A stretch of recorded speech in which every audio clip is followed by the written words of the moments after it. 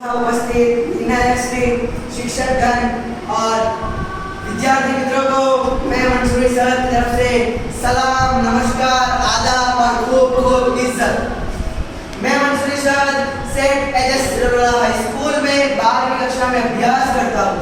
आज यहाँ नवजीवन high school में हो रहे युवा उत्सव में मैं आप सभी को G20 के बारे में अपने विचार प्रस्तुत करना चाहता हूँ।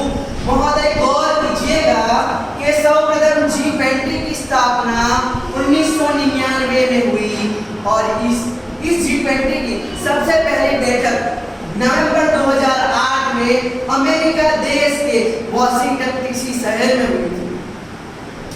आप सबको पता है उसी तरह कि अभी 9 और 10 सितंबर को हमारे इंडिया में यह G20 की मीटिंग दिल्ली शहर में हो गई।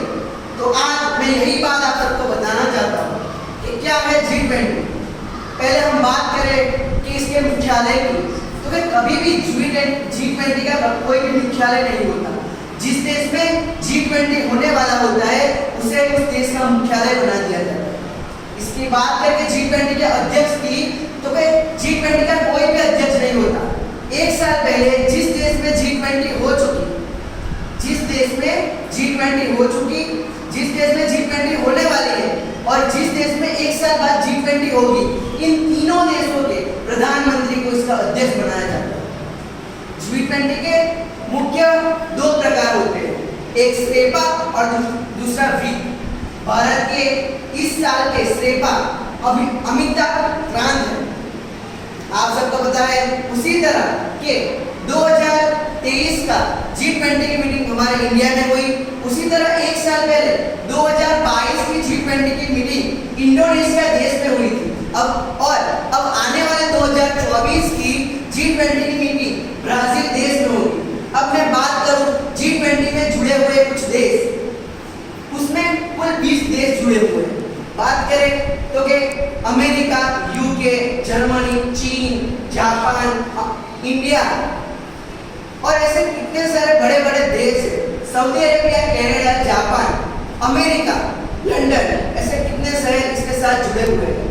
आप सबको पता ही होगा कि अभी हमारे भारत में जो मीटिंग हुई उसमें कितने सब देश आए थे। आपने बोला, आपको विचार आया होगा कि मैंने बांग्लादेश, सिंगापुर, ओमान, इजिप्ट, इन देशों का नाम क्यों नहीं लिया? क्योंकि ये सब ऐसे कुल 9 देश है जो G20 में नहीं आते, बल्कि उनको G20 में मेहमान के रूप में बुलाया जाता है। अब बात करें कि G20 में कौन कौन से कार्य होते हैं, तो कि G20 में ग्लोबल वार्मिंग, आतंकवाद, अंतरिक्ष और दुनिया की बातचीत और देश वाले, दुनिया वाले, महिलाएं, युवा, वैज्ञानिकों, उन लोगों को कौन कौन सी मुश्किलें हो रही है, उन सब की बातें ये G20 में हो रही है। अब बात करूं कि ये सारे जो G20 हो चुकी उसमें कौन कौन सी बातें हुई, कौन कौन से कार्य हुए और कौन कौन से मुद्दे पर ध्यानपूर्वक कार्य किया गया। उसमें सबसे पहले है, आप सब जानते हैं उसी तरह रशिया और यूक्रेन के बीच का युद्ध, भारत के छोड़े हुए मिसाइल चंद्रयान 3, आदित्य L1 जैसे और भी कई मिशन को आगे बढ़ावा देने की बात है। अब जो आप सब देख रहे हैं ग्लोबल वार्मिंग, वो भी G20 का एक बहुत बड़ा मुख्य विषय है। जो G20 की मीटिंग हो गई, इसकी जिम्मेदारी भारत को 2 दिन के लिए नहीं मिली थी, बल्कि हर देश में G20 की जिम्मेदारी 1 साल के लिए मिली है। भारत की यह जिम्मेदारी 1 दिसंबर 2022 से लेकर 30 नवंबर 2023 तक की।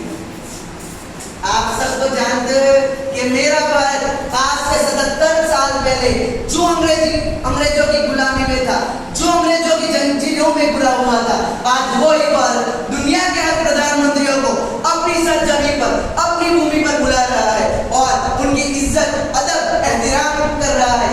वो भारत आज दुनिया को दिखा रहा है कि हम जो अंग्रेज हमारे देश में आए थे, तो लेकिन हम भारतवासियों को कोई फर्क नहीं पड़ा। हम फिर से एक बढ़कर साथ मिलकर आगे आ रहे हैं। भारत और दुनिया वालों को बता रहे हैं कि क्या है यह भारत, क्या है यह हिंदुस्तान, क्या है यह इंडिया।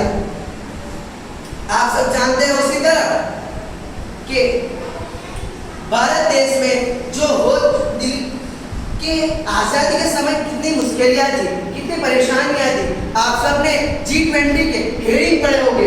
G20 के नीचे लिखा हुआ है वसुधैव कुटुंबकम, यानी एकता, अखंडता।